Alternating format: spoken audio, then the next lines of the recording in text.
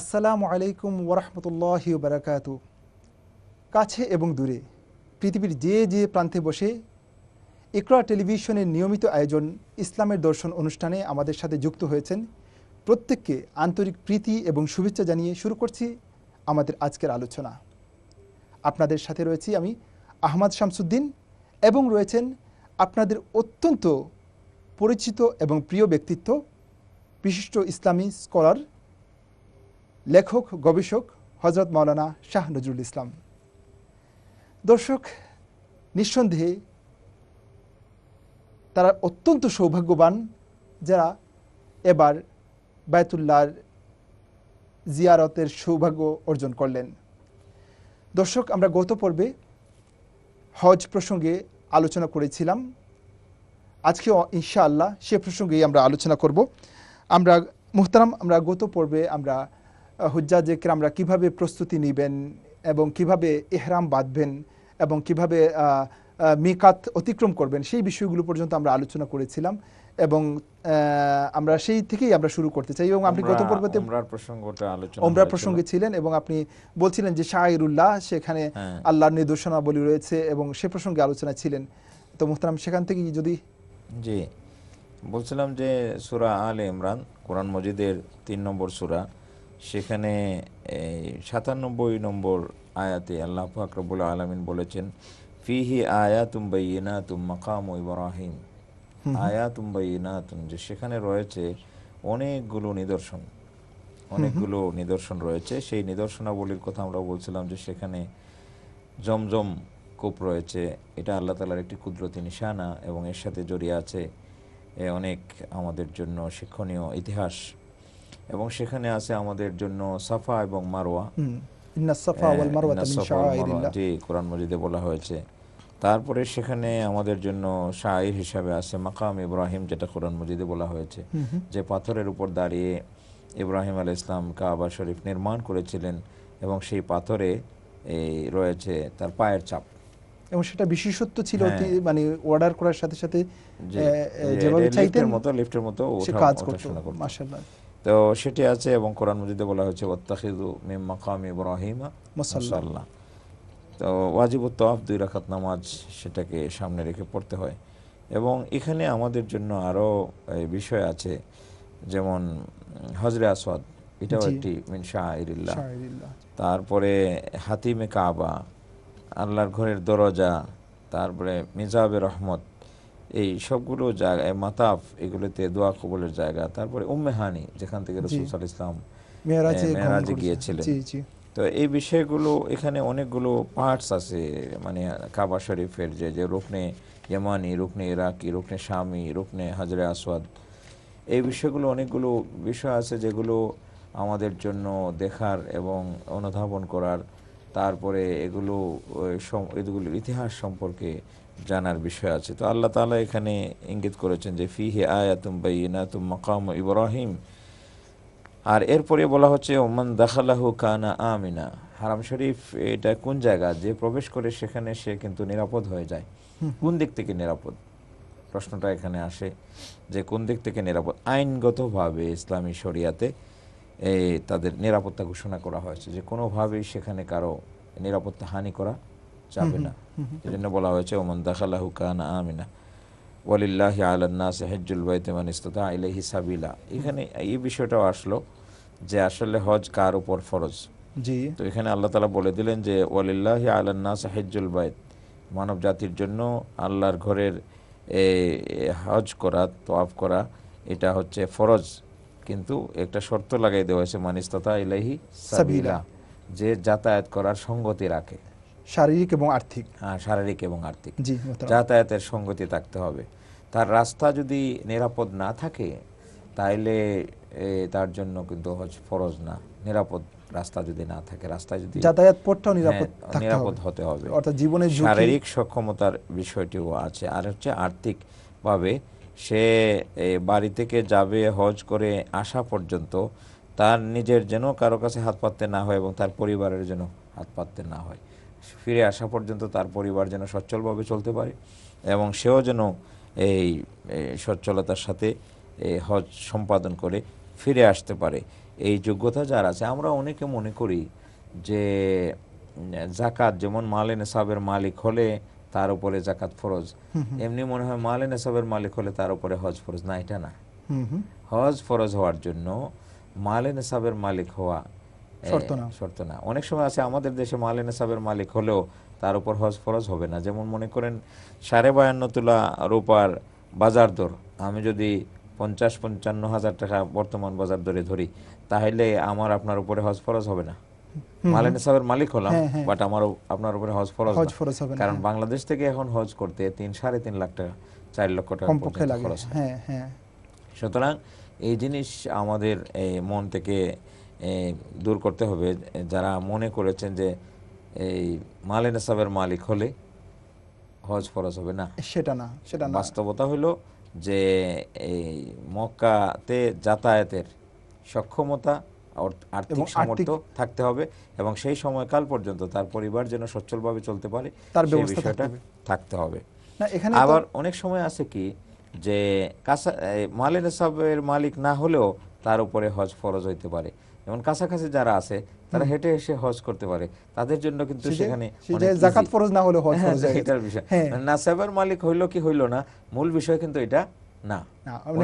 হজের ক্ষেত্রে শর্তটা হচ্ছে সে বায়তুল্লাহ পর্যন্ত পৌঁছার সামর্থ্যটা, পৌঁছা এবং ফিরে আসা, পর্যন্ত তার পরিবার যেন এই সচ্ছল প্রয়োজনীয় মানে সচ্ছলতার সাথে চলতে পারে, সেটি হচ্ছে বিষয়। এখানে মুহতারাম আরেকটা ব্যাপার হাদিস শরীফে এসেছে যে ওয়াতাজাওয়াদু ফাইন্না খায়রা যাতিত তাকওয়া। তাজাওয়াদু যে হজে যাওয়ার ব্যাপারে পাতীয়গত প্রস্তুতিরও ব্যাপার একটা বলা হচ্ছে, সেটা সেই ক্ষেত্রে তাকওয়া অবলম্বন কি বলা হয়েছে, খায়রুজ জাদ, সর্বশ্রেষ্ঠ হয়েছে তাকওয়া অবলম্বন করবে সর্বক্ষেত্রে। অর্থাৎ সে যাতায়াতের ক্ষেত্রে যে পয়সা দিয়ে যাতায়াত করবে সেখানে যেন হালাল থাকে এবং কোনো ক্ষেত্রে যেন সে হারামের মুরতাকিব না হয় এবং কোনো ক্ষেত্রে যেন সে কাউকে কষ্ট না দেয়। যেভাবে মনে করেন হজের জন্য তার আর্থিকভাবে সামর্থ্য থাকলো, সে হজ ফরজ হয়ে গেল, সেইভাবে তার প্রয়োজন যে তার প্রয়োজনীয় আসবাবপত্র এবং প্রয়োজনীয় জাদ এবং যেগুলো আছে, যেগুলো তার নিত্য প্রয়োজনীয় জিনিসগুলো, সেগুলোর প্রস্তুতিও সে নিয়ে যাবে। যেমন সেখানে অবস্থান করার জন্য যে প্রয়োজনীয় খরচ এবং সেগুলোর প্রস্তুতি নিয়ে যাবে, এটা অন্যতম গুরুত্বপূর্ণ বিষয়। জি মুহতারাম। সেখানে আবার আল্লাহ তাআলা শেষে এই আয়াতে যেটা বলছেন যে ফামান ওমান কাফারা ফাইন্নাল্লাহা গানিয়্যুন আনিল আলামিন, যে কেউ যদি এটাকে অস্বীকার করে এবং কুফরি করে তাহলে আল্লাহ তাআলা কারো কাছে মুহতাজ না, তিনি সমগ্র বিশ্ব জগৎ থেকেই তিনি কি বেনিয়াজ, তারও কারো প্রয়োজন নাই। এমন না যে দুনিয়ার সমস্ত মানুষ হজ করলে আল্লাহ তাআলার কিছু উন্নতি হবে, এরকম কিছু না। কোন ইবাদতই তো সেটা যে আমরা যা করি সেটার জন্য তো আল্লাহ মুখাপেক্ষী না। আমরা যে হজ করব সেটা আমাদের কল্যাণের জন্যই করব, আমাদের কল্যাণের জন্যই করব। আমরা আল্লাহ তাআলার নৈকট্য লাভের জন্য করব, তার সন্তুষ্টি হাসিলের জন্য করব। এবং হজের আরেকটি গুরুত্বপূর্ণ বিষয় যেটা ঘটে সেটি হচ্ছে, আমরা দেখেন ব্যক্তিগত ইবাদত করি, আবার এই পাঞ্জেগানা নামাজে আমরা এই মসজিদে সমবেত হই, আবার জুমার নামাজে একটু বড় আকারে জমায়েত হয়, সেখানে সমবেত হই, আবার ঈদের নামাজে আমাদের আরও একটি বড় উপস্থিতি ঘটে এবং সেখানে আমরা আরও সমাজের সাথে আমরা সম্পৃক্ত হই। আর হজে আমরা আন্তর্জাতিকভাবে সমস্ত ভাষাভাষী মানুষ এবং সমস্ত এই ভৌগোলিক সীমানা থেকে মানুষ সেখানে আসে, সমস্ত বর্ণের মানুষ সেখানে আসে এবং সকলে মিলে একত্রিত হয় আরাফার মাঠে। বিশ্ব সম্মেলন, এটা বিশ্ব সম্মেলন এবং আন্তর্জাতিক সম্মেলন। এবং সেখানে ইমাম সাহেব যে এই খুতবাটি দান করেন, এটা একটি আন্তর্জাতিক একটি খুতবা তিনি দান করেন, বিশ্বমণ্ডলীকে সামনে রেখে তিনি একটি খুতবা দান করেন। মুহতারাম, এই জিনিসটা বিভিন্ন ইসলামী গবেষকবৃন্দ এবং ইসলামে বিভিন্ন স্কলারবৃন্দ যে কথাগুলো বলেছে, যে এই যে মানুষের বিভিন্ন প্রান্ত থেকে মানুষের যে একটা কেন্দ্রের সম্মেলন হওয়া, এটা বলেছেন যে মানুষ স্বভাবজাত, একটা মানুষের সহজাত একটা বৈশিষ্ট্য হচ্ছে যে সে একটা কেন্দ্রপ্রীতি আছে তার মধ্যে। সে সারাদিন বিভিন্ন জায়গায় ঘুরে ফিরুক, বিভিন্ন জায়গায় চলাফেরা করুক, দিন শেষে তার একটা মানে এটা তার মানসিক চাহিদা থাকে যে সে নিড়ে ফিরবে। এটা মনস্তাত্ত্বিক ব্যাপার। আমাদের মনোবিজ্ঞান বলেছে যে 6 বছর হলেই মানব শিশুর মাঝে দলবদ্ধভাবে চলাফেরা এবং খেলাধুলার একটি প্রবণতা জাগ্রত হয় এবং এটি মৃত্যুর আগ পর্যন্ত মানুষের মধ্যে থাকে। তো দলবদ্ধভাবে সংগঠিতভাবে কাজ করার, একত্রিত হওয়ার যে প্রবণতা, সেটা আন্তর্জাতিকভাবে সমগ্র পৃথিবীর মানুষ সেখানে একত্রিত হচ্ছে এবং সবার মুখ থেকে উচ্চারিত হচ্ছে লব্বাইক আল্লাহুম্মা লব্বাইক, লব্বাইক লা শারীকা লাক লব্বাইক, ইন্নাল হামদা ওয়ান নি'মাতা লাকা ওয়াল মুলক লা শারীকা লাক। তো এই যে এই তাওহীদের বার্তা এবং আল্লাহ তাআলার প্রশংসার কথা সেখানে বলা হচ্ছে এবং আল্লাহর দরবারে হাজিরা দিচ্ছে বারবার, লব্বাইক আল্লাহুম্মা লব্বাইক, হে আল্লাহ আমি হাজির, সেই ঘোষণা দিচ্ছে। এর মধ্য দিয়ে আল্লাহ তাআলার নৈকট্যের চেতনা যেমন জাগ্রত হয়, তেমনি ভাবে একটি বৈশ্বিক যে এই মানুষের চিন্তা, ইউনিটি, সেই ঐক্যের বিষয়টাও কিন্তু জাগ্রত হয় এবং সেখান থেকে মানুষ একটা বার্তা নিয়ে আসে এবং দুনিয়ার সকল মানে তাওহীদের অনুসারীরা একই দেহ, একই বডি, একই উম্মাহ, সেটার একটা প্রতিফলন ঘটে এই সম্মিলনের মধ্য দিয়ে। এবং এখানে একটা প্রশ্ন আসতে পারে, সেটা হলো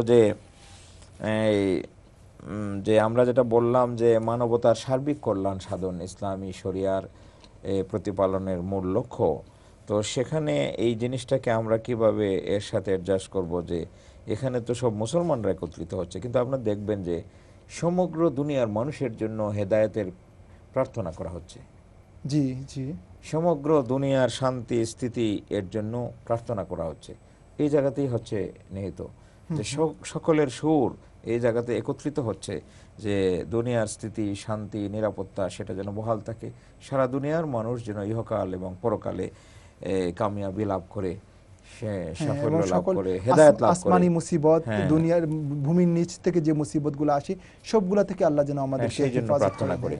এটা ইন্ডিভিজুয়ালি সেই প্রার্থনা চলে এবং সামষ্টিকভাবেও সেই প্রার্থনা চলে। তো এই জন্য এই জায়গাতেই আমরা যেটা বললাম যে এই মানবতার সার্বিক কল্যাণ সাধন, অর্থাৎ মানবতার জন্য কল্যাণ নিশ্চিত করা এবং অকল্যাণ দূর করা, এটি হচ্ছে এই ইবাদতের সাথে সংশ্লিষ্ট হয়ে যায়। আরেকটা বিষয় এখানে বলার যে হজ, আমরা রোজা তো প্রতি রমজান মাসে রাখি, আমরা নামাজ তো প্রতিদিন 5 বার পড়ি, আমরা যাকাত ফরজ হইলে যাকাত প্রতি বছর দেই, কলিমার যেটা বিষয় বলা হয়েছে ঈমান, এটা কন্টিনিউয়াস প্রসেস, এটি হচ্ছে চলতেই থাকে। আমরা আযানের জবাব দেই, আযানের জবাব দেই, এর মধ্য দিয়ে আশহাদু আল্লা ইলাহা ইল্লাল্লাহ আশহাদু আন্না মুহাম্মাদুর রাসূলুল্লাহ এটা উচ্চারিত হয়, ঈমান নবায়ন হয়। ইকামতের জবাব দেই, ওযুর শেষে পড়ি আশহাদু আল্লা ইলাহা ইল্লাল্লাহ ওয়া আশহাদু আন্না মুহাম্মাদান আবদুহু ওয়া রাসূলুহু, ঈমানের নবায়ন হয়।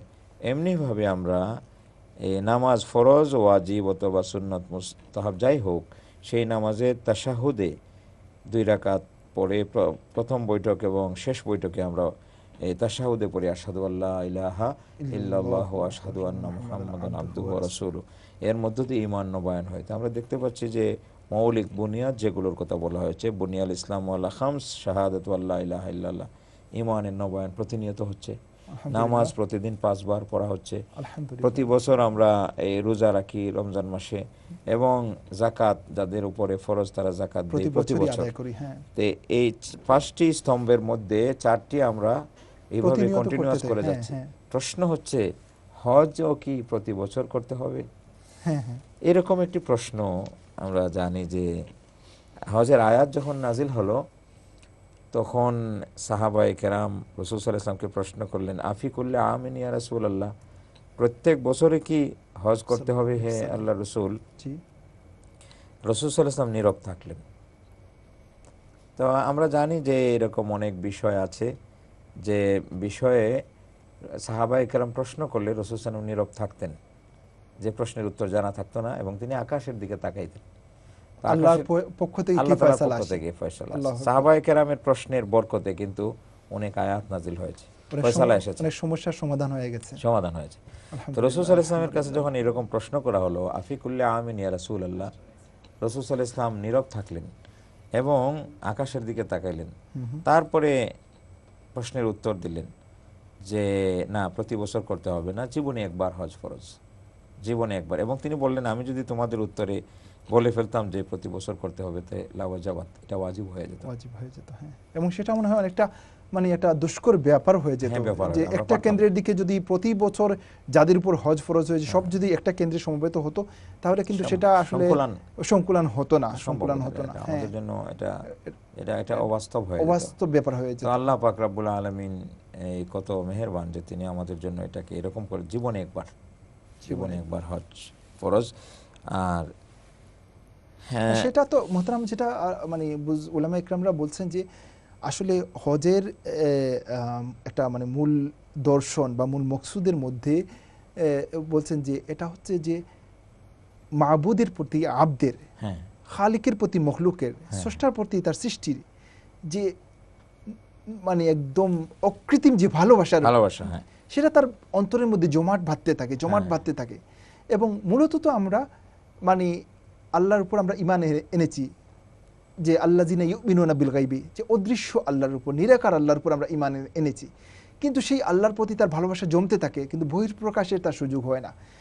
উলামা ইকরামরা বলছেন যে এই হজের মৌসুমটাই হচ্ছে যে তার জমাটবদ্ধ ভালোবাসার কিছুটা বহিঃপ্রকাশের একটা সুযোগ, বহিঃপ্রকাশের একটা সুযোগ। তার প্রেমিকার প্রতি যে ভালোবাসা প্রকাশ করে, যেমন আমাদের শিরি ফরহাদের কথা আসছে যে সেখানে কি যে একজন আরেকজনের বাড়ির ওয়ালে গিয়ে চুমু খাচ্ছে, হ্যাঁ, বাড়ির কুকুরকেও সে সমীহ করতেছে যে এখানে আমার প্রিয়তমা আছে। তো এমনি ভাবে আমরা যারা মহান মালিকের বান্দা, আমাদের যারা গোলাম, মহান মালিকের এত ইহসান, এত অনুগ্রহ আমরা ভোগ করি, তো সেই মালিকের প্রতি আমাদের যে ভালোবাসা, যে অনুরাগ, যে অকৃত্রিম ভালোবাসা, সেটা প্রকাশ হয় হজের মধ্য দিয়ে। এবং পাগল পাড়া হয়ে তার বান্দারা ঘুরতে থাকে পথে প্রান্তরে, হ্যাঁ, জলে স্থলে অন্তরিক্ষে, তারা একই স্লোগান লাব্বাইক আল্লাহুম্মা লাব্বাইক লাব্বাইক। ওই জায়গায় আরো বলছেন যে এই জায়গাগুলোতে হুজ্জাজে কেরামরা যে কাজগুলো করেন, মনে করেন আল্লাহর ঘরটা প্রদক্ষিণ করেন, যদি যৌক্তিকভাবে আমরা যদি বস্তুগত চিন্তা করি যে আমরা আল্লাহর ঘরে গেলাম, আল্লাহর ঘর 7 বার প্রদক্ষিণ করলাম, এতে কি হলো? যদি বস্তুগত চিন্তা করি অবশ্যই তো এর রেজাল্ট আছে। আবার বলছেন যে তুমি সাফা মারওয়ার মধ্যে সাই করো, একটা জায়গা থেকে অন্য জায়গায় দৌড় দিয়ে যাও, আবার ঘুরে আসো, এরকম করতে থাকো। যদি বলি যে এটাতে কি রেজাল্ট আসলো, প্রশ্ন তো আসতে পারে। আবার যদি বলি যে আমরা রমি জিমার, যেটা আমরা শয়তানকে আমরা প্রস্তর নিক্ষেপ করি, যে একটা পাথর দিয়ে আরেকটা পাথর কিন্তু আপনি প্রস্তর নিক্ষেপ করলেন, এটা কি? উলামা ইকরামরা বলছেন যে এই জায়গাটার ডিজাইনটাই এরকম যে এখানে কোনো কিসের জন্য কি এই প্রশ্ন করা যাবে না। এটা হচ্ছে যে মানে মাশুকের জন্য আশিকের যে ওই যে কথাটা বলছিলেন, এবং মাবুদের জন্য আবদের যে ভালোবাসার বহিঃপ্রকাশ, এবং তার যে ওইখানে আল্লাহর ওইটা তার শায়ের করে দিয়েছেন, সে এই শায়েরের কাজটাই করছে, সে কিসের জন্য কি করছে সেটা চিন্তা করার কোনো ওইটা অবন্তর কারণ হলো মালিক যিনি, তার পছন্দকে অনার করা, তার পছন্দকে সম্মান দেওয়া, এবং তাকে তার পছন্দ, তার চাহিদা, তার ডিজায়ার, এটাকে আমলে নেওয়া, এটা হচ্ছে বড় বিষয়, ওইটাই মুখ্য বিষয়। হ্যাঁ, এখানে কোনো বস্তুগত চিন্তাটা আমাদের কোনোভাবেই মানে এখানে থাকে এই আল্লাহর এই প্রতি যে ভালোবাসা বহিঃপ্রকাশের যে প্রচেষ্টা, মেহনত, এটা থেকে তাকে অবদমিত করতে পারছে না। হজের সাথে হযরত ইব্রাহিম আলাইহিস সালাম এবং তার পরিবারের যে কুরবানি এবং ত্যাগ, যেটা অসাধারণ কুরবানি এবং ত্যাগ, সেটা জড়িয়ে আছে। হযরত ইব্রাহিম আলাইহিস সালামের ত্যাগ এবং কুরবানির এই বিষয়গুলোকে আল্লাহ তাআলা জাগরুক করে রেখেছেন, যুগ থেকে যুগান্তরে, কিয়ামত পর্যন্ত এটা জাগরুক থাকবে। এবং মহান আল্লাহ এই বিষয়গুলোকে, এই উদাহরণকে অনুসরণীয় করে রেখেছেন এবং এটাকে পরবর্তী উম্মতের জন্য ইবাদত বানিয়ে দিয়েছেন। যেমন গত দিনেও আমরা বলছিলাম যে সাফা মারওয়া যে সাই করলেন, এটা আসলে ইবাদত করে কিন্তু সাই করেন নাই হাজেরা আলাইহিস সালাম। ওনার সন্তানের জন্য যে পেরেশানি ছিল, একজন মায়ের যে পেরেশানি, সেই পেরেশানিটা আল্লাহ তাআলার কাছে খুবই পছন্দনীয় হয়েছে। এবং এটা চিন্তার বিষয় যে একজন মা, তিনি নিজেও ক্ষুধার্ত, তিনি নিজেও পিপাসার্ত, কিন্তু তার সন্তানকে বাঁচানোর জন্য তার যে পেরেশানি, সেটাকে আল্লাহ তাআলা জাগরুক করে রাখলেন এবং পরবর্তী উম্মতের জন্য এটাকে ইবাদত বানিয়ে দিয়েছেন। মাশাআল্লাহ। না, এর এই পেরেশানির ঠিক আগ মুহূর্তের যদি ঘটনা আমরা যদি যাই, তাহলে আমরা দেখব যে হাজেরা আলাইহিস সালাতু ওয়াস সালাম কি পরিমাণ শক্ত ঈমানের পরীক্ষা দিয়েছেন। যখন একদম কোনো জনমানবহীন, একদম বসবাস অযোগ্য একটা প্রান্তর, যেখানে না খাওয়া দাওয়ার ব্যবস্থা আছে, যেখানে না পানির ব্যবস্থা আছে, না জীবন ধারণের কোনো অ্যারেঞ্জমেন্টটা নাই, সেই জায়গাটিতে ইব্রাহিম আলাইহিসসালাম হাজেরাকে যখন রেখে আসছেন আলাইহিসসালাম, তখন কি করলেন, জিজ্ঞেস করলেন যে কেন আমাদেরকে এখানে ফিরে রেখে যাচ্ছেন। তখন ইব্রাহিম আলাইহিসসালাম যে নিশ্চুপ, যে কিছু বলার মতো তার এই মানে অবস্থা নাই। আবেগের বিষয়। এটা আমরা চিন্তা করতে পারি যে এই আমার স্ত্রী এবং সন্তান, দুগ্ধপোষ্য সন্তান, তাকে মরুভূমিতে আমি রেখে যাচ্ছি, যেখানে কোনো আশ্রয় নাই, কোনো খাবার নাই, কোনো পানীয় নাই, আল্লাহর হুকুমে। তো সেটা আসলে কথা বলার মতো পরিস্থিতি আমার থাকবে কিনা, সাউন্ড করার মতো পরিস্থিতি অবস্থা ছিল না। এই জায়গায় কিন্তু হাজেরা আলাইহিসসালাম কি করলেন, যে শেষ পর্যন্ত বললেন যে এটা কি জানতে চাইলেন যে আল্লাহর হুকুমে কিনা। যদি আল্লাহর হুকুমে হয় তাহলে আর কোনো বাক্য বিয়ে করলেন না, সেখানেই তিনি ইস্তেকামত করলেন যে ঠিক আছে, তাইলে যেই আল্লাহ আমাকে নির্দেশ দিয়েছেন এখানে রেখে যাওয়ার, সেই আল্লাহ আমাকে বাঁচাবেন। এই যে ঈমান এবং ঈমানের পরীক্ষাটা কোন পর্যায়ে ছিল। হ্যাঁ মুহতারাম, সে কথাই বলতে চাচ্ছি। একটা বিষয় আরেকটা হলো যে যখন এই ইসমাঈল আলাইহিস সালাম কৈশোরে পদার্পণ করলেন, জি জি, তখন ইব্রাহিম আলাইহিস সালামের উপর আরেকটা পরীক্ষা আসলো যে তার সন্তানকে কুরবানি করতে হবে। কি কঠিন পরীক্ষা, কি কঠিন পরীক্ষা! এবং সন্তানকে তিনি সাজিয়ে নিয়ে গেলেন। মাকে তো সেটা বলা হয় নাই, কিন্তু শয়তান এই মানুষের রূপ ধরে তাকে বলতেছিল তোমাকে জবাই করার জন্য নেওয়া হচ্ছে। তো ইসমাঈল আলাইহিস সালাম কি করতেছিলেন, সেখানে পাথর মারতেছিলেন।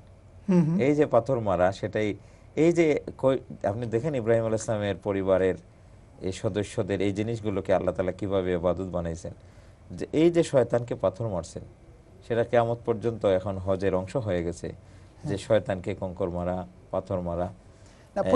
এটা সিম্বলিক হইলেও কিন্তু বাস্তবে এর মাধ্যমে শয়তান কিন্তু অনেক কষ্ট পায়। হ্যাঁ, হাদিসে এসছে যে আরাফার দিনে এবং ওই সময়গুলোতে শয়তান যতটা অপদস্থ হয়, যতটা লাঞ্ছিত হয় এবং যতটা সে মানে বিপন্ন হয়, অন্য বছরের কোনো দিনে অতটা সে অপদস্থ হয় না। আমরা দেখি যে এখানে যে ইসমাঈল আলাইহিস সালামের যে শয়তানের প্রতি তার যে রাগ, তার যে ক্ষোভের বহিঃপ্রকাশ, সেই বিষয়টাকে জাগরুক করে রাখা হয়েছে এবং সেটাকে ইবাদত বানিয়ে দেওয়া হয়েছে। এখন হজের অংশ হচ্ছে, এটা ওয়াজিব। এবং এই কাজগুলো আল্লাহ সুবহানাহু ওয়া তাআলা ইব্রাহিম আলাইহিস সালামের কাছ থেকে কিন্তু কঠিন ইমানি পরীক্ষার বদৌলতে কিন্তু এই কাজগুলো এসছে। ইব্রাহিম আলাইহিস সালামকে তো আল্লাহ অনেক কঠিন কঠিন পরীক্ষা করেছেন এবং ইমানের পরীক্ষা ওনাকে তারপরে যখন বললেন যে তার সন্তানকে তিনি যখন বললেন যে আমি তো এইভাবে স্বপ্নে দেখেছি, তখন সন্তান দেখেন কিরকম, সন্তান কি বললেন যে আপনি আপনার কাজ করেন, আমাকে আপনি ধৈর্যশীলদের মধ্য থেকে পাবেন। ছেলেও তো, উনিও তো আল্লাহর নবী। হ্যাঁ, তারপরে এই যে বললেন যে আমাকে উপর করে রাখুন, কারণ আমার চেহারা দেখলে আপনি হয়তো দরদ চলে আসতে পারে, মানে কি বাবার হাতে সন্তানের কি কঠিন একটা আল্লাহ পাক রব্বুল আলামিন ইব্রাহিম আলাইহিস সালাম সেই পরীক্ষাতে উত্তীর্ণ হলেন এবং সেখানে ইসমাঈল আলাইহিস সালামের পরিবর্তে দুম্বা পাঠিয়ে দিলেন, কুরবানি হলো। সেই যে কুরবানি, সেটাকে জাগরুক করে রাখার জন্য আমরা হজে কুরবানি আদায় করি। আল্লাহু আকবার, আল্লাহু আকবার। ইব্রাহিম আলাইহিস সালামের যে সুন্নাত আবিকুম ইব্রাহিম, রাসূল সাল্লাল্লাহু আলাইহি ওয়াসাল্লাম জিজ্ঞেস করা হয়েছিল মা হিয়াল আযাহিয়্যু, সেটা কি? বলে সুন্নাত আবিকুম ইব্রাহিম, ইব্রাহিম আলাইহিস সালামের সুন্নাহ। তো এই যে বিষয়গুলো আমরা যেটা মনে করি যে আসলে মালিকের হুকুম প্রতিপালন করাই হচ্ছে ইবাদত। আপনি দেখেন আজান হইলে নামাজ পড়া, মাগরিবের নামাজে বিলম্ব না করা, তাখির না করা, এটা হচ্ছে। কিন্তু এখানে বলা হচ্ছে আরাফার মাঠে যে মাগরিবের আজান হয়ে গেলে নামাজ না পড়াই ইবাদত। এখানে মুহতারাম, আমরা ওই আলোচনায় আবার আসবো। আমরা ছোট্ট একটি বিরতি নিতে হচ্ছে। প্রিয় দর্শক, আমরা হজ প্রসঙ্গে অত্যন্ত চমকপ্রদ আলোচনায় ছিলাম। আমাদের মুহতারাম অত্যন্ত চমকপ্রদ তথ্য দিচ্ছিলেন। আমরা অল্প কিছুক্ষণের মধ্যেই ফিরছি, আপনারা আমাদের সঙ্গেই থাকুন।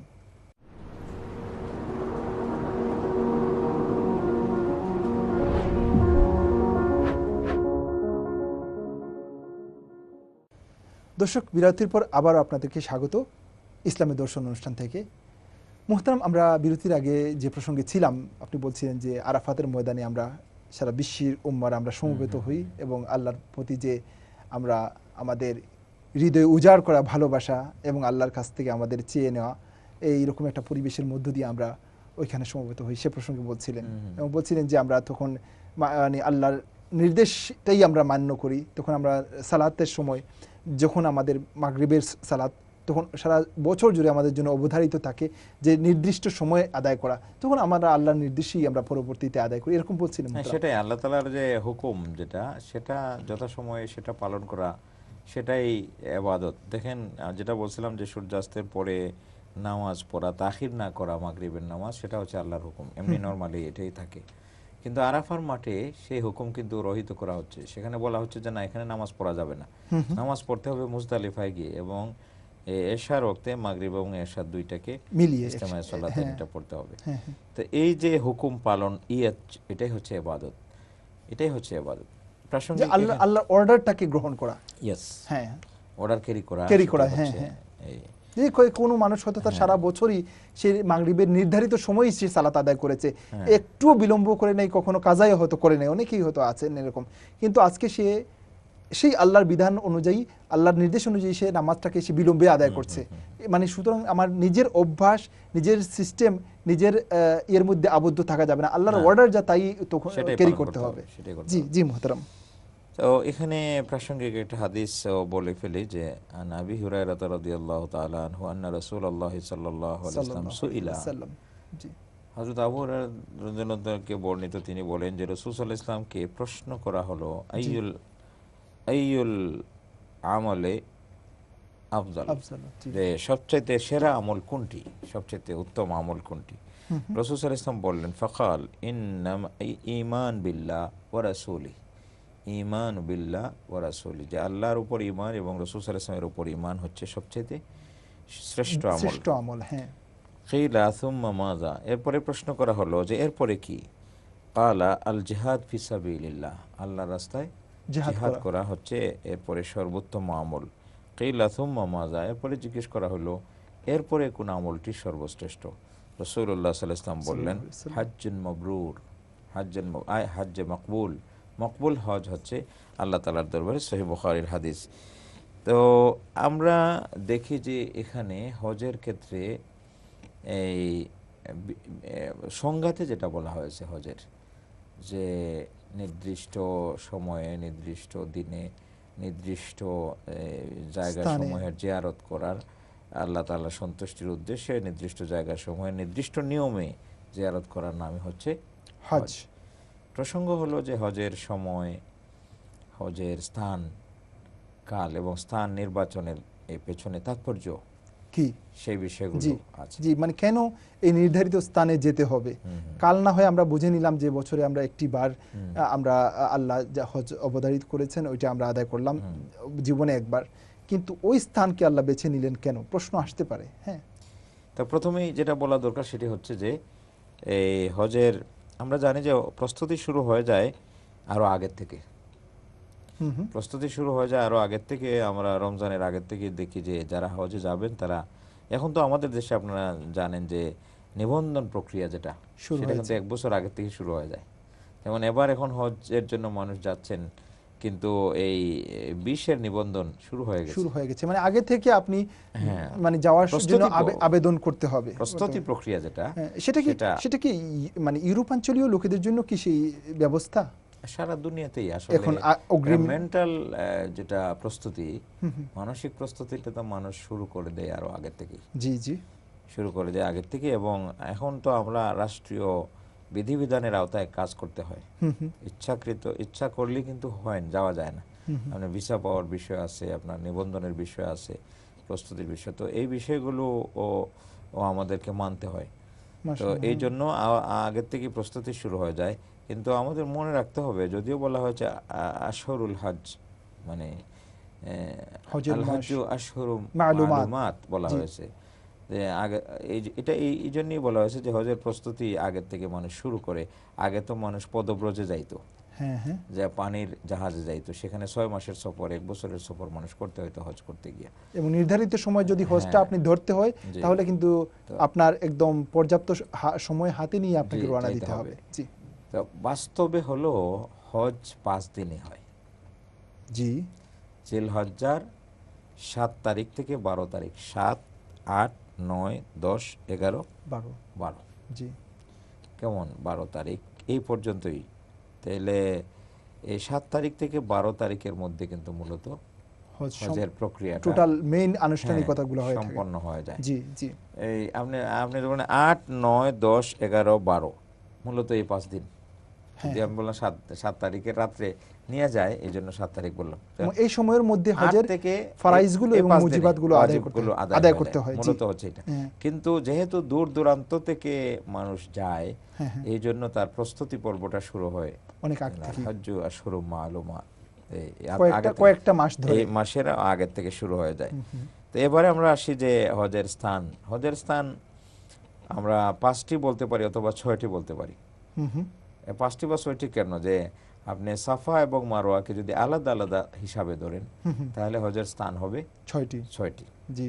তা প্রথম স্থান কোনটি? প্রথম স্থান হচ্ছে যে আপনি যখন মক্কাতে গেলেন, তো সেখানে আপনাকে এখন হোটেল থেকে এহরাম বেঁধে, হোটেল থেকে এহরাম বাঁধতে হবে। এহরাম বেঁধে আপনাকে নিয়ে যাবে মিনাতে। এহরামটা আপনি হোটেল থেকে তো বাঁধলেন বা হারাম শরীফ থেকে? তো না, হোটেল থেকেই বাঁধবেন, কারণ আপনি যখন এই উমরার এহরাম বাঁধছেন দেশ থেকে চলে গেছেন, মিকাত পার হওয়ার আগে। মক্কা থেকে যদি আপনি মদিনায় আসেন, তাহলে মদিনা থেকে যদি মক্কায় আসেন, তাহলে মদিনা থেকে এহরাম বাঁধছেন। আর হজের যে এহরামটা আপনি মক্কায় অবস্থানকালীন, তো হজের এহরাম বাঁধবেন আপনি আপনার হোটেলেই আগের মতো গোসল টোসল করে, এহরামের যে নিয়ম আছে সেইভাবে আপনি এহরাম বাঁধলেন। এহরাম বেঁধে আপনি মানে মক্কা নগরী যে কোনো জায়গা থেকে আপনি বাঁধতে পারেন, এহরাম বাঁধতে। তো এহরাম নেওয়ার পরে আপনাকে নিয়ে যাবে যে হজের প্রথম স্থান যেটা, সেটা হচ্ছে মিনাতে নিয়ে যাবে। মিনাতে সেখানে অবস্থান করা এবং সেখানে 5 ওয়াক্ত নামাজ, অর্থাৎ 8 তারিখ জোহর, আপনাকে 8 তারিখ এই সূর্যোদয়ের পরে নিয়ে যাওয়া কথা। তো সেখানে জোহর, আসর, মাগরিব, এশা এবং 9 তারিখ ফজর, 9 তারিখ ফজর, এই 5 ওয়াক্ত নামাজ রাসূল সাল্লাল্লাহু আলাইহি ওয়াসাল্লাম মিনাতে পড়ছেন। তাইলে এই হুজ্জাজদের একটা অবস্থান হলো প্রথমেই কোথায়? মিনাতে অবস্থান নেয়া, মিনাতে অবস্থান। সেখানে এটা হতে পারে যে আপনাকে এই এখন যে ব্যবস্থাপনার কারণে আপনাকে 7 তারিখ রাতে নিয়ে যাচ্ছে, আবার 8 তারিখ রাতেই কোথায় নিয়ে যাচ্ছে? আরাফাতে নিয়ে যাচ্ছে। তো সেই ক্ষেত্রে ওই যে বললাম যে জোহর, আসর, মাগরিব, এশা এবং ফজর, এই তরতিব ঠিক নাও থাকতে পারে। 5 ওয়াক্ত হইল, কিন্তু এই তরতিব ঠিক নাও থাকতে পারে এই ব্যবস্থাপনাগত কারণে। আচ্ছা, এরপরে এই 9 তারিখ সূর্যোদয়ের পরে, ফজরের নামাজের পরে নিয়ে যাওয়ার কথা হচ্ছে কোথায়? আরাফার মাঠে। তাহলে দ্বিতীয় স্থান হচ্ছে আরাফা। আরাফার মাঠ হচ্ছে হজের দ্বিতীয় স্থান। এটা 8 তারিখ রাতে নিক অথবা 9 তারিখ সকালে নিক, সেটা আরাফার মাঠে। আরাফার মাঠে অবস্থান করাটা হচ্ছে ফরজ। ইহরাম বাঁধা একটা ফরজ, আরাফার মাঠে অবস্থান করা আরেকটা ফরজ। রাসূল সাল্লাল্লাহু আলাইহি ওয়াসাল্লামকে জিজ্ঞাসা করেছিল হজ প্রসঙ্গে, তিনি বলেছেন আল হাজ্জু আল আরাফা, এবং আরাফায় অবস্থান করাটাই হজের একদম উকুফে আরাফা, এটাই হজের মানে প্রধান ফরজ। তো সেখানে আমাদের হুজ্জাজানে কেরাম যারা যাচ্ছেন, তাদের প্রতি আমাদের এই অনুরোধ হবে যে তারা যেন যার যার টেন্টে অবস্থান করেন, যার যার তাঁবুতে। লক্ষ লক্ষ মানুষ, তো সেখানে আপনি যদি বের হয়ে যান তামসা দেখার জন্য, এটা তামসা দেখার জায়গা না, অনেকে ওই যে দেখার জন্য, এরকম দেখা দেখির সময় না। এবং এই দিনে তো আল্লাহ মানে লক্ষ লক্ষ মানুষকে ক্ষমা ঘোষণা করেন। ক্ষমা ঘোষণা করেন। সুতরাং আরাফার মাঠে যাওয়ার পরে সেখানে গোসল করা, এটা একটি সুন্নত। গোসল করা, তারপরে সেখানে আপনি নামাজ পড়বেন, তিলাওয়াত করবেন, ইস্তিগফার করবেন, দাঁড়াইয়া দোয়া করবেন এবং দীর্ঘ সময় আপনি মুনাজাত করবেন। এবং এটা দোয়া কবুল হওয়ার জায়গা, আল্লাহ দোয়া কবুল হওয়ার জায়গা, এবং সেখানে আল্লাহ তাআলার কাছ থেকে ক্ষমা, মুক্তি, মাফ পাওয়ার জায়গা। এই জন্য দীর্ঘ সময় সেখানে ইবাদত বন্দেগীতে থাকা, এবং জোহরের নামাজ, আসরের নামাজ সময় মতো, জোহরের সময় জোহর, আসরের সময় আসর, সময় মতো যার যার তাঁবুতে পড়ে ফেলা।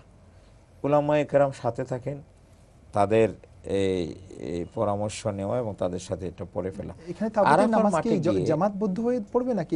জামাতবদ্ধভাবে। আরাফার মাঠে যাওয়ার পরে আপনি জানেন যে বিভিন্ন স্কুল অফ থট আছে, আমাদের 4 মাযহাবে আরবা আছে, এর বাহিরেও মতামত আছে। সেগুলো নিয়ে আমি সাধারণ মানুষ যারা, তাদের খেদমতে অনুরোধ জানাতে চাই যে সেখানে গিয়ে এইসব বিষয় নিয়ে আপনারা কোনো বিতর্কে লিপ্ত হবেন না। বিতর্ক লিপ্ত হওয়া, তর্ক বিতর্ক করা বরং ওই জায়গাতে গুনার কাজ হবে। আপনারা আপনাদের বুঝতে হবে যে আমিও একটা স্কুল অফ থটের অনুসারী, জি। সেটাও হাদিস মোতাবেক। কারণ সেখানে গিয়ে আপনি মুসাফির না মুকিম সেটা বিতর্ক করে আপনি বাইর করতে পারবেন না। এটা হ্যাঁ সাহাবায়ে কেরামের সময় কাল থেকে এই বিতর্ক চলে আসতেছে। হ্যাঁ হ্যাঁ হ্যাঁ সুতরাং হ্যাঁ হ্যাঁ হ্যাঁ, আপনি মক্কায় যদি মুকিম হন সেখানে মুকিম, মক্কায় মুসাফির হলে সেখানে মুসাফির। মুসাফির। তো এটা আমি এটা বলতেছি যার জন্য যে এখানে অনেক গুলো মতামত আছে, সেগুলোকে সমন্বয় করে সাধারণ মানুষ হিসাবে আমাদের সেটা করা মুশকিল। এজন্য আপনি যে স্কুল অফ থটে আপনি বিশ্বাসী সেই বিষয়ে আপনি সেখানে করবেন, এবং আমাদের পরামর্শ হচ্ছে যার যার টেন্টে আপনি থাকবেন এবং সেখানে যে আলিম ওলামা আছে তাদের সাথে মিলে আপনারা সময় মতো জোহরের নামাজ, সময় মতো আসরের নামাজ আদায় করবেন। এবং এই বিষয়গুলো নিয়ে যে সমস্ত বিষয়ে ইখতিলাফ আছে, মত পার্থক্য আছে, এই বিষয়গুলো নিয়ে ঝগড়াঝাটি বিবাদ করা এটা কোনোভাবেই ঠিক না।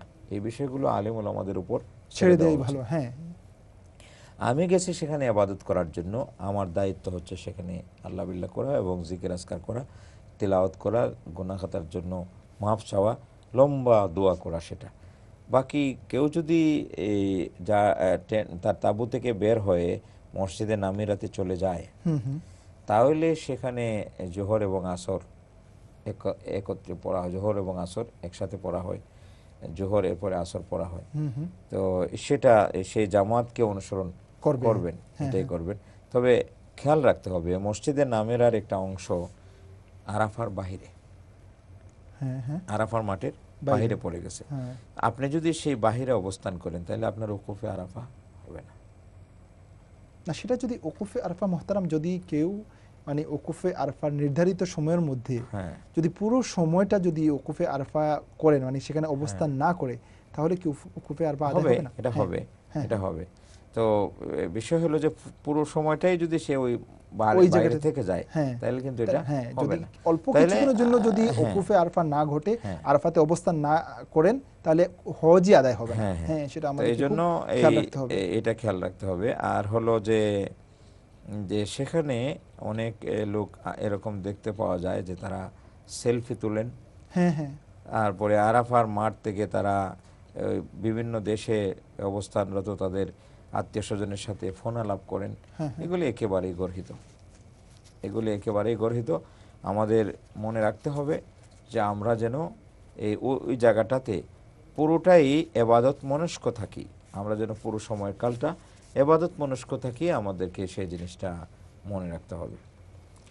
তো যেটা বলছিলেন যে এই জিনিসটা তো একটা আসলে এটা একটা মহামারীর আকার ধারণ করেছে। আমরা এখন পৃথিবীর বিভিন্ন প্রান্ত থেকে আমরা আল্লাহর ঘরে যাই, এটা সৌভাগ্য আমাদের। এবং আমরা প্রত্যেকেই সাধারণত দেখা যায় যে যাওয়ার পরেই যে কাজটা করি, ইবাদত বন্দেগীর সাথে করে আমরা 2-4টা ছবি নেই, সেলফি নেই, হয়তো বায়তুল্লাহকে পিছনে রেখে সামনে রেখে ডানে বামে, এবং একটু আমাদের চেহারা আচরণের মধ্যে একটা যেন একটা মানে বিনোদন গেইন নিয়ে এসেছি, আমরা বায়তুল্লাহতে চলে এসেছি, এ ধরনের। তো এই বিষয়গুলো আসলে মানে শরীয়ত কিভাবে দেখবে যে আমি ওইখানে তো এটা বিশেষ জায়গা, এখন বায়তুল্লাহকে নিয়ে আমি সেলফি দিলাম, একটু সাথে সাথে পোস্ট দিলাম, এবং এটা অনুচিত, এটা ঠিক না। এবং মনে রাখতে হবে যে আমি ইবাদত করতে গেছি, আমাকে পুরো টাইমটা ইবাদত মনস্ক থাকতে হবে। হ্যাঁ হ্যাঁ ইবাদত মনস্ক থাকতে হবে, কোনোভাবেই সেখানে গল্প গুজব করা, ফোন আলাপ করা এটার জায়গা এটি নয়। আর একটা জিনিস, এবং সর্বশেষ যেটা মোহতারাম বলছেন যে উলামা ইকরামরা বলছেন যে আপনার এই সফরটা সম্পূর্ণ আল্লাহর জন্য হতে হবে, অন্য কোনো গেইন নেওয়ার উদ্দেশ্যে মানে হলে হবে না, লিল্লাহ, আল্লাহর জন্য হতে হবে। আপনি যখন একটা সেলফি নিলেন, নিয়ে যখন পাবলিকে পোস্ট করলেন, ন্যূনতম আপনার যদি এখান থেকে পোস্ট করার উদ্দেশ্যের মধ্যে একটা থাকবে যে হয়তো 2-4টা আমাকে কিছু লাইক দিক, কেউ আমাকে থ্যাঙ্কস জানাক, বা কেউ জানলো যে আমি আল্লাহর বাড়িতে সফরটা করছি, খারাপ কোনো উদ্দেশ্য না, এটুকু তো আপনি একটা অন্য একটা বেনিফিট নিচ্ছেন না। নিয়তের মধ্যে খলতমল চলে আসলো যে আপনি তো এখানে আল্লাহর জন্য যেটা করার জন্য, যেটাকে আর কোনো স্বার্থের মানে সংযুক্ত করা না, এখান থেকে আপনি কিন্তু পাবলিকের একটা রিয়াকশনটা নিলেন, এটাও তো আপনার একটা মানে স্বার্থটা চলে আসলো। হ্যাঁ, আর এখানে আরেকটা সতর্কতা বলে দেয় যে মিনাতে যখন আপনি যাবেন তো ভারী কোনো ব্যাগেজ নিয়ে যাবেন না। আচ্ছা, আপনি একটা কাপড়ের হালকা ব্যাগ নেন, সেখানে পানির বোতল সবসময় সাথে রাখবেন, আপনার নিত্য প্রয়োজনীয় ওষুধপত্র সাথে রাখেন। আর এক সেট, আপনি তো এহরাম অবস্থায় আছেন, সুতরাং আপনি এহরামের যে কাপড়টা আছে সেটা তো আপনার পরনে আছে, আরেকটা সেট সাথে নেন।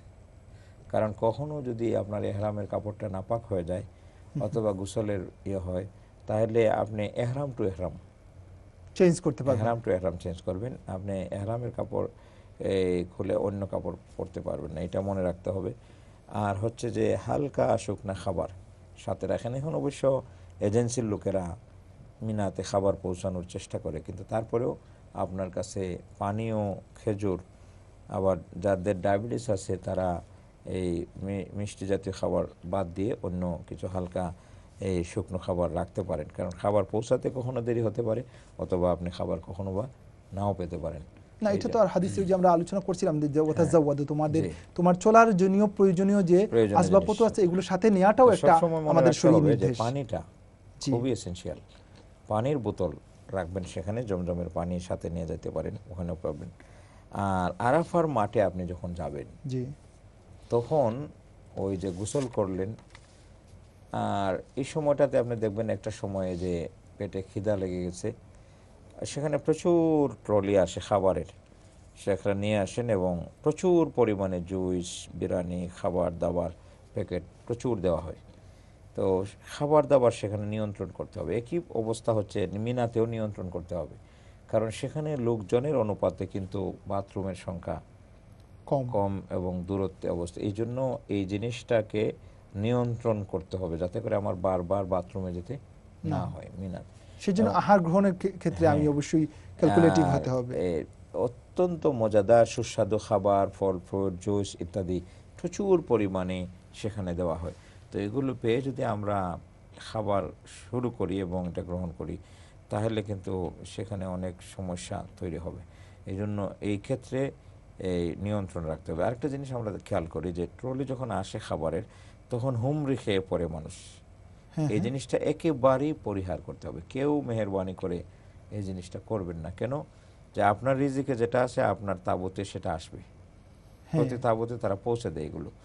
তো এই জন্য এই অনেক সময় আছে যে ট্রাক থেকে মাল নামাতে পারতেছে না মানুষের জন্য, এরকম হুড়োহুড়ি করে একজন আরেকজনকে কষ্ট দেওয়া বা তাদেরকে বিরক্ত করা, এটা কোনোভাবেই উচিত না। হ্যাঁ, মানে আপনার রিজেক্ট যা আছে সেটা আপনার মানে আসবেই, আপনাকে আসলে সেটা আদায় করে নিতে হবে। প্রচুর পরিমাণ খাবার পরে থাকতে দেখা যায়। তো সেই ক্ষেত্রে আমাদের যেটা এই সতর্কতার বিষয় যে আমরা খাবার দাবার গ্রহণের ক্ষেত্রে সতর্ক থাকব। মনে রাখতে হবে যে আমরা মুভমেন্টে আছি, তো সেখানে এই যত কম খাওয়া যায় আমি মনে করি আর কি, কম খাওয়া যায় এবং এমন খাবার খাওয়া যাতে করে আমার পেট খারাপ করে এবং আমাকে আমার এই যে আমি যে গুরুত্বপূর্ণ যে কাজের মধ্যে আমি ব্যস্ত আছি বদহজম যেন না হয়, হ্যাঁ, সেটার মধ্যে ব্যাঘাত ঘটে গেল, তখন তো আমার হয়তো গুরুত্বপূর্ণ কাজগুলো আদায় করতে পারলাম না। এত কষ্ট করে আমরা দূর দেশ থেকে আমরা সফর করে যাই, সেটা অবশ্যই আমাদের সতর্কতা। তারপরে যেটা জায়গা হচ্ছে এই 3 নম্বরে, সেটা হচ্ছে মুজদালিফা। হ্যাঁ, হজের যে জায়গা, এবং এটা ওয়াজিব। হ্যাঁ, এর মুজদালিফায় অবস্থান করাটা ওয়াজিব। মুজদালিফা এটা বলা হয়েছে যে অসুস্থ মানুষ যদি থাকে কেউ বা এরকম, তো মুজদালিফা দিয়ে হেঁটে চলে আসলেও মোটামুটি তার এই ওয়াজিবটা আদায় হয়ে যাবে। তবে এই সারা রাত্রে অবস্থান করা এটা সুন্নাহ, এবং সূর্যোদয়ের পরে রওনা দেওয়া সেটা হচ্ছে। তো মুজদালিফা মাশার হারামের এই পাশে আমরা সেখানে হজ মাগরিবের সূর্যাস্তের পরে রওনা দিব। রওনা দেওয়ার ক্ষেত্রে মনে রাখতে হবে যে এই গাড়ি, ট্রেন এগুলি তো থাকে, কিন্তু গাড়ি ট্রেনের অপেক্ষা না করে পায়ে হেঁটে যাওয়াটা কিন্তু সহজ। আচ্ছা, পায়ে হেঁটে যাওয়াটা, পায়ে হেঁটে গেলে দলবদ্ধভাবে আমার সাথে কেউ যদি অভিজ্ঞ মানুষ থাকে যিনি রাস্তা চিনেন, তাহলে তার সাথে হয়ে চলে যাওয়াটা এটা সহজ। না হলে দেখা গেল যে 40 লক্ষ মানুষ একসাথে রওনা দিছে, আমি গাড়িতে উঠে বসে থাকলাম, কয়েক ঘন্টা গাড়ি নড়াচড়া করতে পারবে না। তো গাড়ির আগে হেঁটে চলে যাওয়া যাবে, যদি আপনার শারীরিক সামর্থ্য থাকে তাহলে সেটাই করা উচিত। এবং আরেকটা বিষয় হলো যে পায়ে হেঁটে গেলে যেটা হয় যে আমার প্রস্রাব পায়খানার প্রয়োজন হলে সেটাও করতে পারতেছি, পানি টানি খাওয়ার প্রয়োজন হলে সেটা করতে পারতেছি, এগুলোর কিন্তু সুযোগ আছে। কিন্তু গাড়িতে উঠে বসে থাকলে এটা হবে না। অনেক সময় আছে যে আমরা এই ক্ষেত্রে রাগ করে এজেন্সির উপরে যে তারা কেন গাড়ি আনলো না বা এই করলো না, কিন্তু এটা আসলে সহজ হচ্ছে, ইজি প্রসেস হচ্ছে হেঁটে সেখানে চলে যাওয়া। তো মুজদালিফা বললাম যে 3 নম্বর স্থান, সেখানে গিয়ে কি করতে আমরা পরিবার, আমি স্থানগুলো আগে বলে ফেলি এক নাগারে। যে 1 নম্বরে বলছিলাম যে মিনা, 2 নম্বরে হচ্ছে আরাফার মাঠ, 3 নম্বর হচ্ছে মুজদালিফা, মুজদালিফা হ্যাঁ। এবং 4 নম্বর হচ্ছে কাবা শরীফ। আমরা মুজদালিফা থেকে আবার মিনায় ফিরে আসি। জি, মিনায় ফিরে আসি এবং সেখানে এসে আমরা কয়েকটা ওয়াজিব আদায় করি। হ্যাঁ, হ্যাঁ, একটা হচ্ছে যে এই কুরবানি, হ্যাঁ, এরপরে আমরা মাথা হলক করি, হ্যাঁ, আর তারপরে শয়তানকে কঙ্কর মারি। রমিজি মার যেটা, হ্যাঁ, শয়তানকে কঙ্কর মারা, মাথা হলক করা এবং কোরবানি করা, তিনটাই ওয়াজিব। হ্যাঁ, হ্যাঁ, তো এই ওয়াজিবগুলো আদায় হয় এবং এরপরে আমরা তোয়াফে জিয়ারতে যাই। তো তোয়াফে জিয়ারতে যাওয়ার ক্ষেত্রেও এটা ফরজ। হ্যাঁ ফরজ। হ্যাঁ, এটা এই সহজ উপায় হইল দলবদ্ধভাবে হেঁটে চলে যাওয়া, হুম হুম, সহজ। আবার কিন্তু ফিরে আসতে হবে, মিনায় অবস্থান করা সুন্নত। হ্যাঁ, মিনায় অবস্থান করাটা সুন্নত। রাসূল সাল্লাল্লাহু আলাইহি ওয়াসাল্লাম মিনায় অবস্থান করছেন। সাল্লাল্লাহু আলাইহি ওয়াসাল্লাম। তো কাবা শরীফ হচ্ছে আমাদের চতুর্থ স্থান এবং পঞ্চম স্থান হচ্ছে সাফা পাহাড় এবং পঞ্চম স্থান হচ্ছে সাফা এবং ষষ্ঠ স্থান হচ্ছে মারওয়া। হ্যাঁ, সাফা মারোকে একটা ধরলে 5টা হয়। তো বলছিলাম যে হজের স্থান 5টি স্থানের সাথে জড়িয়ে আছে, সম্পৃক্ত। একটা হচ্ছে মিনা, দ্বিতীয় হচ্ছে আরাফা, 3 নম্বর হচ্ছে মুজদালিফা, 4 নম্বর হচ্ছে হারাম শরীফ বাইতুল্লাহ, 5 নম্বর হচ্ছে সাফা এবং মারওয়া। হ্যাঁ, এই 5টি স্থানের সাথে হজ জড়িয়ে আছে।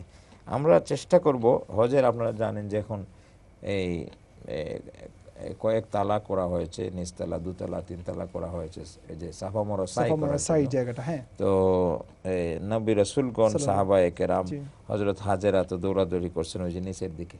হ্যাঁ, মানে জায়গা সেটা তো মানে মরুভূমির প্রান্ত ছিল, সেটাই আমাদের করা উচিত হবে।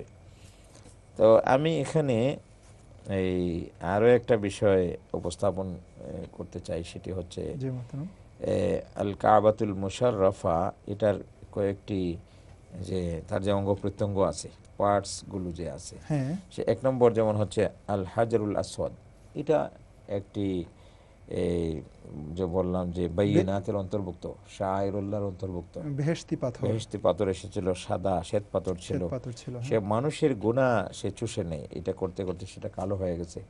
তো সেটি লাগানো আছে হজরে আসওয়াদ কাবা শরীফের দক্ষিণ পূর্ব কর্নারে। এই জন্য এই কর্নারের নাম রাখা হয়েছে,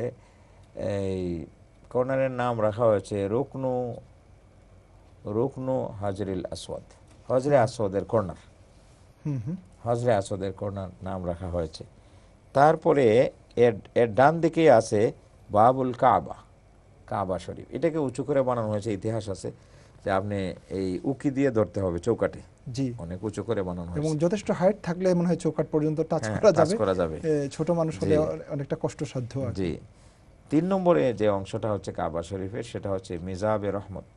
কাবা শরীফের ছাদের উপরে বৃষ্টি হলে পানিটা যে নাউরি দিয়ে পড়ে, এটা হাতিমে কাবার দিকে, অর্থাৎ উত্তর দিকে, কাবা শরীফের উত্তর দিকে, সেটাকে বলা হয় মিজাবে রহমত। জি। তারপরে এটা গোল্ডেন একটা মানে ইয়ে দিয়ে ডেকোরেটেড করা বর্তমান সময়ে দেখা যায়। হ্যাঁ, জি জি জি জি, সেটা করা আছে। এবং এরপরে হচ্ছে এইটাকে বলা হয় সাজরাওয়ান। আসলে হচ্ছে আমরা যেটা গ্রামাঞ্চলে ঘর বানানোর ক্ষেত্রে ধাইর বাঁধি না, ধাইর বলা হয়। একটু বারান্দার মতো না, বারান্দার মতো না, ওই যে নিচ থেকে, মাটির নিচ থেকে একটু কাইত করে ধাইর বাঁধা হয়, মূল বডিটাকে প্রোটেক্ট করার জন্য। সেরকম কাবা শরীফে শ্বেত পাথর দ্বারা এরকম আছে, এটাকে বলা হচ্ছে সাজরাওয়ান। মুহতারাম, আসলে আমাদের সময় বলে দিচ্ছে যে আমরা আর এগোতে পারছি না। অত্যন্ত প্রাণবন্ত আলোচনা, আমরা পরবর্তী এই পর্বে এখান থেকে আমরা আলোচনা শুরু করব ইনশাআল্লাহ। প্রিয় দর্শক, আমরা আমাদের অত্যন্ত প্রাণবন্ত আলোচনায় ছিলাম, মুহতারামের কাছ থেকে আমরা শুনছিলাম এবং আসলে খুব ভালোই লাগছিল, কিন্তু আমাদের সময় বলে দিচ্ছে যে আর এগোনো যাবে না, আজকের মতো এখানেই থাকতে হবে। তো আজকের মতো এ পর্যন্তই। ইনশাআল্লাহ আগামী অনুষ্ঠানে আবারও দেখা হবে আপনাদের সাথে। সে পর্যন্ত আল্লাহ সবাইকে ভালো রাখুন, সুস্থ রাখুন। আগামী অনুষ্ঠান দেখার আমন্ত্রণ রইল। আসসালামু আলাইকুম ওয়া রাহমাতুল্লাহি ওয়া বারাকাতুহু।